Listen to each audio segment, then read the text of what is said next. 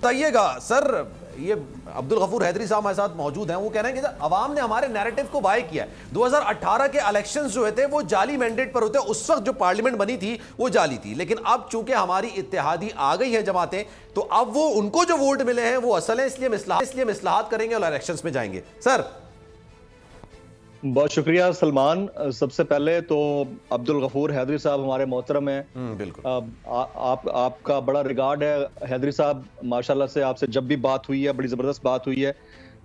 پہلا ان کا جو کامنٹ تھا میں اس کے اوپر ضرور بات کرنا چاہوں گا۔ انہوں نے جو ایک لفظ استعمال کیا ہے، I strongly condemn this word, اور یہ لفظ جو ہے ٹیلی ویژن کی زبان نہیں ہے، بہرحال آپ ذاتی محفلوں میں جو بھی کہتے رہیں ضرور کہیں، کیونکہ ہم سب کی مائیں بہنیں بیٹیاں اس طرح کے جلسوں میں جاتی ہیں۔ ایون ہمارے جو جے یو آئی کے جلسے یا دھرنے ہوتے ہیں اس میں ہماری بہنیں برقعوں میں کسی بھی طریقے سے، ایون پی اے ٹی کے جو دھرنے ہوتے تھے اس میں، یا ٹی ایل پی کے جو دھرنے ہوتے تھے اس میں وہ آتی رہتی ہیں۔ تو یہ کوئی خاص لفظ کسی خاص جماعت کے لیے استعمال کرنا درست نہیں ہے۔ ایون پیپلز پارٹی نے کراچی میں کیا، تو آج آپ کی کولیشن جماعت ہے، پارٹنر ہے، تو ان کے جلسوں میں جالیاں موجود رہتی ہیں، کیا وہ بھی اسی کام کے لیے آتی ہیں؟ تو یہ غلط بات ہے۔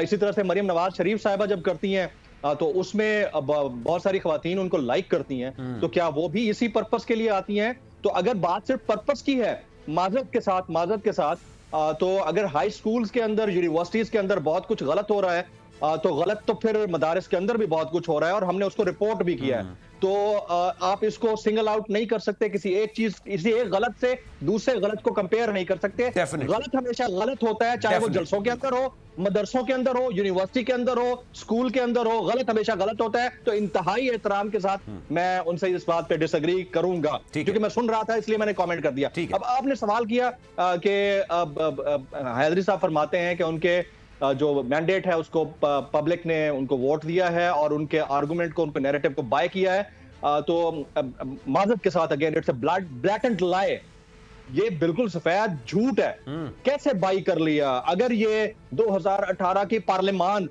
جعلی تھی، اس وقت کی جو پارلیمنٹ ہے وہ جعلی بنی تھی اور وہ فیک ووٹس کے اوپر بنی تھی، یا پھر چرائے ہوئے ووٹوں کے اوپر بنی تھی، تو آج اگر عمران خان آؤسٹ ہوئے ہیں اور آپ لوگ انہی ووٹوں کو جو 2018 میں آپ کو ملے تھے ان کے ذریعے حکومت میں آئے ہیں، تو وہ رائٹ ہیں، جو خان صاحب لائے تھے وہ غلط ہیں۔ تو یہ المیہ ہے ہماری سیاسی برادری کا، چاہے وہ مذہبی سیاسی جماعتیں ہوں یا سیاسی جماعتیں ہوں۔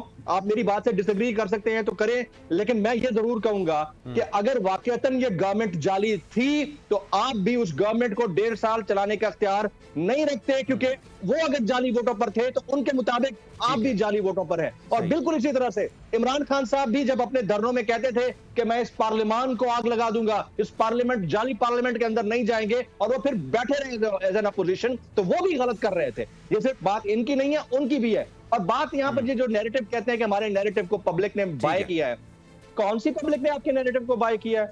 آپ کے شاہد خاقان عباسی صاحب، مولانا فضل الرحمان صاحب، احسن اقبال صاحب میرے ٹیلی ویژن شو پہ، بول ٹیلی ویژن پہ آ کر بیٹھ کر بول کے گئے ہیں کہ اسٹیبلشمنٹ کی یا مقتدر حلقوں کی سپورٹ کے بغیر کوئی ووٹ آف نو کانفیڈنس کامیاب نہیں ہو سکتا۔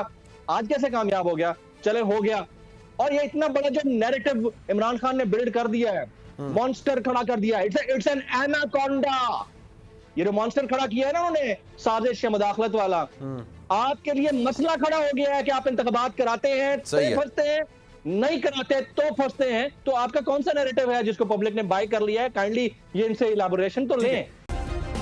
سبسکرائب کریں اور بیل دبائیں تاکہ کوئی خبر رہ نہ جائے۔